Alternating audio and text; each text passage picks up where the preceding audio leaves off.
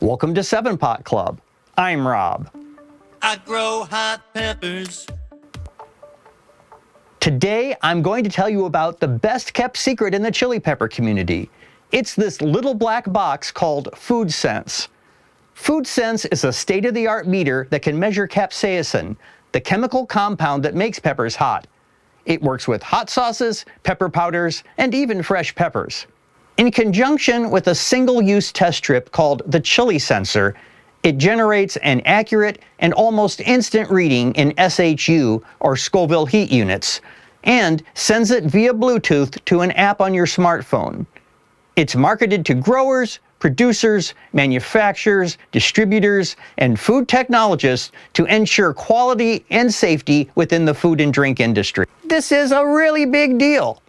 Stay tuned to learn how this tech works and see a demonstration performed by one of the company's scientists. Multiple hot sauces from our friends Lost Capital Foods will be tested, including our collaboration sauce, Calculated Risk. As the first video in an ongoing series about Wilbur Scoville and his Scoville scale, it's time to introduce a new intro.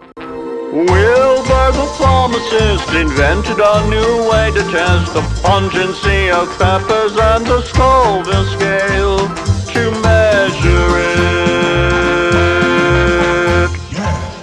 Foodsense is a product from Zimmer and Peacock, a tech company with offices in England and Norway. ZP's focus is sensors, biosensors, and medical diagnostics. We're very lucky to have one of the founders of ZP with us today to talk about his company and its technology. Hi, my name is Martin Peacock, and I am the Chief Scientific Officer at Zimmer and Peacock, and one of the inventors of the chili sensor. I'd like to add that Martin has a PhD in electrochemistry from the University of Southampton, England. So ZP was founded in 2014, so this is now our 9th year. We're what's called an ISO 13485 contract developer and manufacturer of biosensors. So the ISO 13485 means that we actually do a lot of biosensors for the medical industry. For example, we make glucose sensors for diabetics. Many people with diabetes rely on glucose meters and sensors to accurately measure blood glucose levels. And this is just one of many things ZP sensors can test. They also manufacture wearable continuous sensors and electronic components that other companies use in their products. We've established that ZP is a company with serious medtech, and Martin is a really smart guy. He realized that there were other uses for ZP sensing technology. He's a big fan of hot sauces and spicy food. Martin was also aware of pioneering electromechanical capsaicin detection research by the Compton Group at the University of Oxford. One day, Martin Peacock had a light bulb moment. Okay, let's take that cool med tech and let's move it across to the food sensing or the food tech industry. So the Compton Group collaborated with ZP to create Foodsense, a handheld device capable of measuring the active components of hot peppers, garlic, ginger, turmeric, vanilla, and more. I'm going to focus on Foodsense's ability to measure capsaicin, the pungent organic compound that makes chili peppers hot. Chili enthusiasts do a lot of guesstimation. The hot pepper community is constantly abuzz with off-the-cuff estimates of the heat level of sauces, peppers, tinctures, etc., based only on taste buds and a little imagination. I've done it myself many times. There are essentially 4 ways of measuring the hotness of the Scoville heat units of a chili product today. There's HPLC, that's high pressure liquid chromatography. Since the 1980s, laboratories have been testing for capsaicin using HPLC. This is an analytical chemistry technique that separates compounds in a chemical mixture. It's an objective test that doesn't depend on human taste buds, but it's expensive and must be done by a lab with trained technicians. Sending off a sample and getting back your results can take weeks. There's taste panels where you get your employees or your team and everyone tastes. He's talking about the Scoville organoleptic test, as developed by pharmacist Wilbur Scoville way back in 1912. Organoleptic is defined as involving the use of the sense organs. In the Scoville organoleptic test, a panel of 5 human subjects tastes a series of diluted chili samples trying to detect the presence of heat. When 3 of the 5 testers agree, a Scoville scale rating in SHU is determined based upon the amount of dilution of the sample. While this is better than just guessing, it is definitely a subjective test because human palates vary greatly in their ability to detect heat. There's where the quality manager will actually singularly taste the product and decide whether it's within spec or not. This is another example of guesstimation, but in this case by a professional who is paid for guessing. And then there's the Foodsense technology. Now, of all those 4 that I've described, the HPLC and the Foodsense are what we call objective testing, whereas panel testing or the quality manager testing is actually quite a subjective test, based on how they feel on the day, how their sensitivity is actually to chilies. And so the reason we decided to do this is because HPLC is inherently very expensive. People really believe in this HPLC method, but if you were actually to go to different HPLC labs and with the same sample, you'd actually get back different results. And if, for example, if you took the same sample to the same lab, separated over several days, you would then get different results. So in fact, HPLC, though held as some sort of standard, in fact is not as accurate or precise as people actually expect or realize. And so at ZP, what we've done is we've developed the Foodsense, because the Foodsense allows you to make a much lower, much quicker objective measurement on the hotness of that product. It gives you the Scoville heat units. People can understand that they're producing a product that's within spec. They can ship it and they can have some confidence that their consumers are having a repeatable experience. With Foodsense, ZP is bringing electromechanical sensor tech to the food industry and maybe someday to your home kitchen. By the way, Foodsense was originally called Chili Pot, probably because it tests chilies and it functions as a potentiostat, which is electronic hardware required to run most electroanalytical tests. But now, when using the appropriate sensor, this little box can perform a range of quality and safety measurements, including garlic, ginger, vanilla, pepper, wine, turmeric, and E. coli. So Foodsense is a more appropriate name. The branding is a little confusing, but just know that Chili Pot and Foodsense are really the same device. So now we've got that out of the way, so let's focus on chili peppers. How does this technology actually detect and measure the amount of capsaicin in a sample? The Foodsense technology is using a method called electroanalysis. So if you're familiar with glucose strips for diabetics, these are electrochemical sensors, and the Foodsense sensor is actually also an electrochemical sensor. It's using a method of electroanalytical chemistry called voltammetry. This voltammetry gives us a very distinct signal, and that signal is almost like a fingerprint. And the fingerprint says, I am capsaicin. And if it's not capsaicin, we don't get the fingerprint. There's another aspect to this signal as well, which is actually the intensity of it. The more intense these peaks and troughs that we get, then the more capsaicin is actually present. So what we're doing is we're recording something called voltammetry. We're looking at the shape of the voltammetry, that's telling us that it's capsaicin. We're looking at the peak heights, and that's telling us how much is actually present. And then we convert that raw signal into SHU or Scoville heat units, which we then display on the phone. We've established that Foodsense is not a half-baked gadget from an underfunded startup. It's serious tech born from a collaboration between a prestigious university and an innovative medtech company. Now, I think it's time to see it in action. We shipped 5 bottles of hot sauce to ZP's laboratories in Horten, Norway for testing. All 5 are from Minneapolis-based hot sauce maker Lost Capital Foods. We included a bottle of Calculated Risk, the collaboration sauce from Lost Capital and 7-Pot Club. I was a little nervous when USPS tracking indicated the package was held up in customs. I guess a duty had to be paid, but it finally arrived safely at ZP's Norwegian labs. Now let's get started. Meet Solren Lid, a scientist at Zimmer and Peacock. Hi, and especially greetings to all my fellow Norwegians in Minnesota, as today we will be testing 2 sauces from Lost Capital, a Minnesota-based company, which are making these spicy sauces that would even make the Vikings go nuts.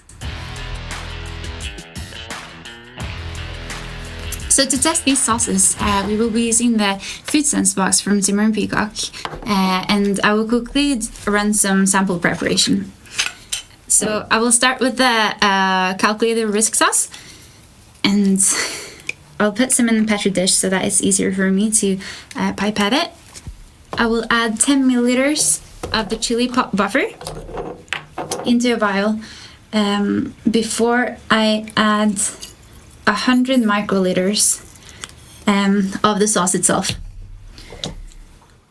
I'm going to pause the demonstration for a moment to talk about the chili pot buffer. The buffer is a liquid that helps condition powder and liquid samples prior to measurement. It's also used to dilute the sample. Foodsense can only measure capsaicin within a certain range. To test really hot samples, you'll need to dilute your sample to get it in range.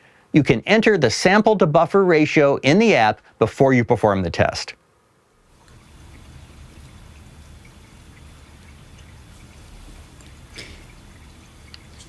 I will mix it with a solution, and I will use a vortex just to make a homogeneous solution where I mix the sauce and the buffer well for a consistent result.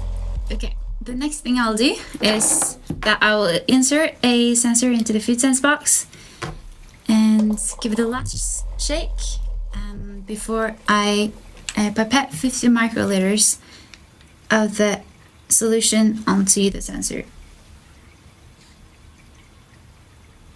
Like that.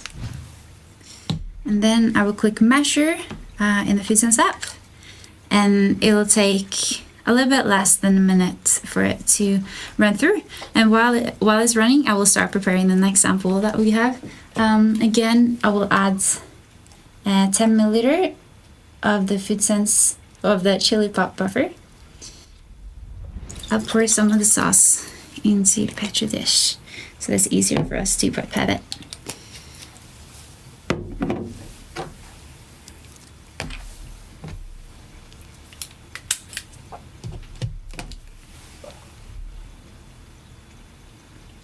Alright.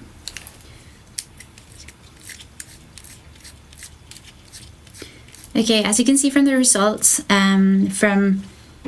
from calculated risk, is that it's approximately 22,000 Scoville heat units in the sauce.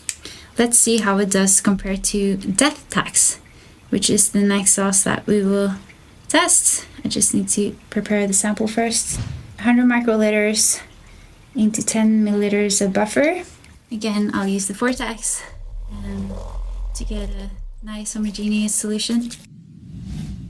These are one-time use sensors, so remove it and insert a new sensor. And then again, I will pipette 50 microliters onto the sensor. So calculated risk gave us 22,000 Scoville heat units. Let's see how death tax does it.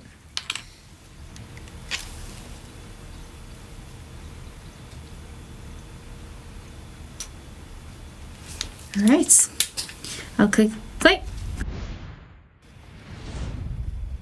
All right, so according to the Foodsense box, death tax has 23,000 Scoville heat units. So it's slightly more spicy than the calculated risk. And I just want to show you a quick thing. And I want to show you the raw data behind what is happening inside the Foodsense box. So here I'm looking at the data for these two sauces in Julie. And here I'm showing you the first scan of the CV scan for death tax, where it has an oxidation peak and then a reduction peak. And then for the second scan, we see another 2 oxidation peaks. And this is sort of the fingerprints of capsaicin, which is the spicy molecule of the chilies. And we can relate the peak heights to how spicy or how much capsaicin we in fact have in the sauce. And then looking at the raw data for calculated risk and comparing the two, we can see that calculated risk, which now is the orange curve, has lower peak heights, which is also implying that it has a lower capsaicin count, which is in accordance with what the Foodsense box was saying. And as you can see, the Foodsense box is really convenient for comparing the spiciness of different sauces. And I also show you the technology that backs up the numbers that are coming out of the box. And for our viewers that are into details, you might have noticed from the webpage that the recorded HPLC Scoville heat units for calculated risk is supposed to be higher than that for death tax. But one of the advantages with the Foodsense box is that you can measure the Scoville heat units on the spot and also compare batches to batches. And if you don't believe any of the scientific methods that we've been talking about, you can just taste for yourself, just like me and my team did. And regardless of the spiciness, both of these sauces taste amazing. Thank you for watching this video, and don't hesitate to contact us if you have any inquiries. As Solren mentioned, calculated risk has been previously tested using the HPLC method, as has death tax as well, but both from different batches. The latest batch of calculated risk, which was tested with Foodsense, was made with a different mix of peppers than the first batch, so I expected it to be not quite as hot. 21,799 SHU for Foodsense and 27,700 SHU for HPLC. These results gave me a lot of confidence in the accuracy of Foodsense. I'll have to admit that by taste alone, I thought calculated risk was much hotter than the test results indicate. But two separate tests, each using different testing technology, produced similar results. I found this pretty convincing. Objective testing is where it's at. I'll think twice before I guesstimate SHU again.